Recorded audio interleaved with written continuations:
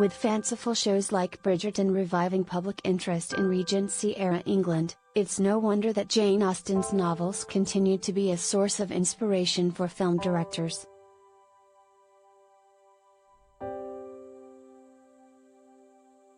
Persuasion, published in 1817, is arguably Austen's most sophisticated and emotionally resonant story, hence its enduring hold on the literary and film imagination.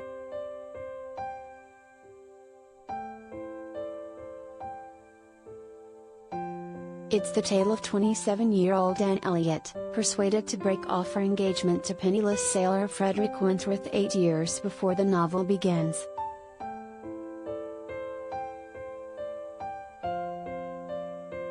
When Wentworth returns to England newly rich and in search of a wife, both characters are forced to come to terms with the past. Anne regrets her youthful indecisiveness and vulnerability to the opinions of others. Wentworth struggles to overcome his lasting anger about their breakup.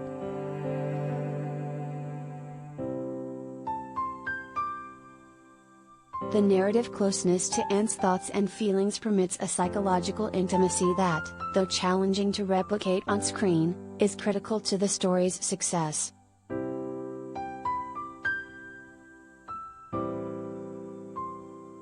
Collider Video of the Day. Indeed, the most successful film adaptations of the novel from Roger Michelet's lavish 1995 rendition, starring Amanda Root and Ciarán Hinds, to Adrian Shergold's poetic 2007 version, led by Sally Hawkins and Rupert Penry-Jones, have been anchored by their strong, and faithful, interpretations of Anne Elliot's character.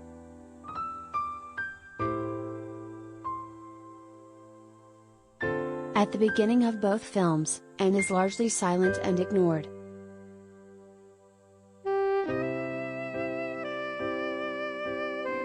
As an unmarried woman in her late 20s, she is entirely dependent on her family for economic survival and is alternately treated as nurse, confidant, and servant.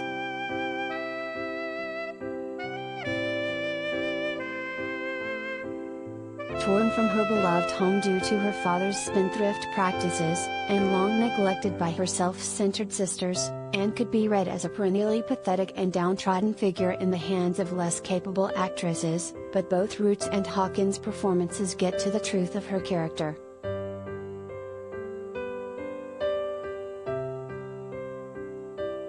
Namely, it's Anne's maturity and ability to overcome adversity from the loss of her home, to Wentworth's cold behavior towards her when they reunite, to his impulsive flirtation with her naive sister-in-law that makes her sympathetic and endearing, rather than an object of pity.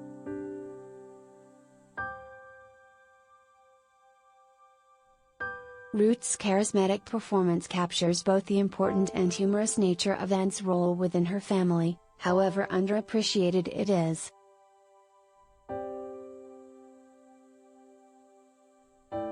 She's frequently turned to for advice and even finds herself mediating in her younger sister's unhappy marriage and fraught relations with her in-laws, much to her own chagrin.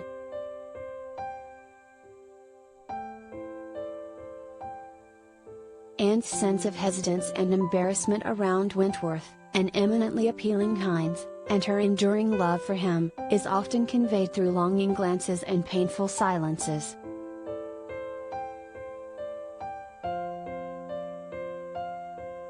Yet, Root is, by nature, such a cheerful actress that her eventual reconciliation with Wentworth almost feels like a foregone conclusion.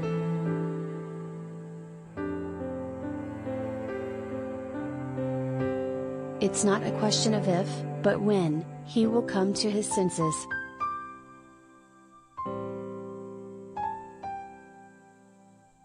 By contrast, Hawkins' Anne Elliot seems truly wounded by Wentworth's initial furor, and the perpetual estrangement that she so keenly fears seems possible, making it all the more moving when they reunite.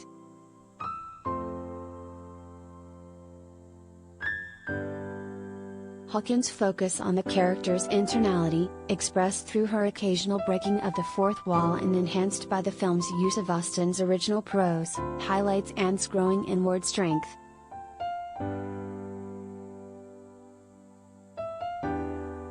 It's this strength that enables her both to endure the humiliation of Wentworth's return and to think quickly in a potentially fatal scenario.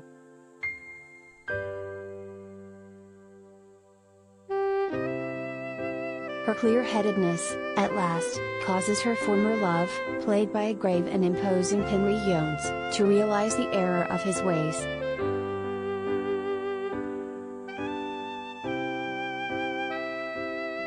Her reflective and cautious nature eventually gives her the upper hand in her interactions with Captain Wentworth. While she has concealed her emotions to keep the peace, his palpable anger nearly ruins their chance at reuniting.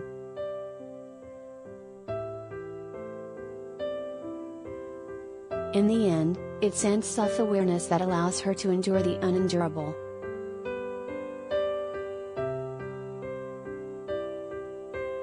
And her journey from profound, but unexpressed, misery to quiet happiness makes her the heroine of the story.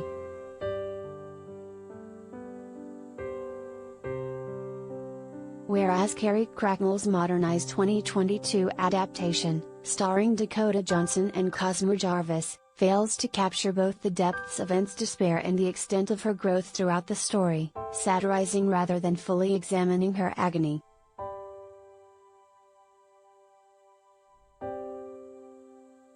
Because of this, Johnson's Anne Elliot comes across as the hapless heroine of a 21st-century romantic comedy or modernized Regency show, Fleabag meets Daphne Bridgerton, and not the three-dimensional character that she deserves to be.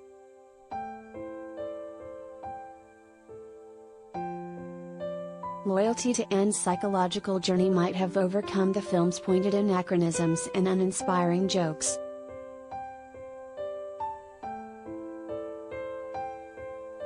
Still, as it stands, it's a cringeworthy Regency frolic that doesn't hold a candle to previous film adaptations.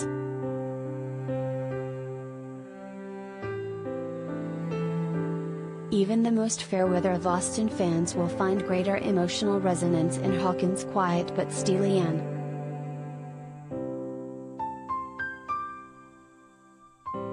Ultimately, Hawkins' performance remains the most psychologically apt interpretation of Anne Elliot to date.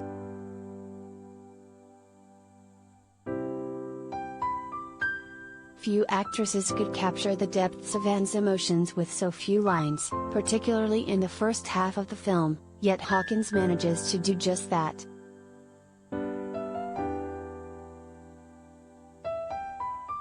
Underneath Anne's quiet exterior is a fierce battle for love and recognition, beautifully conveyed by one of England's most talented actresses.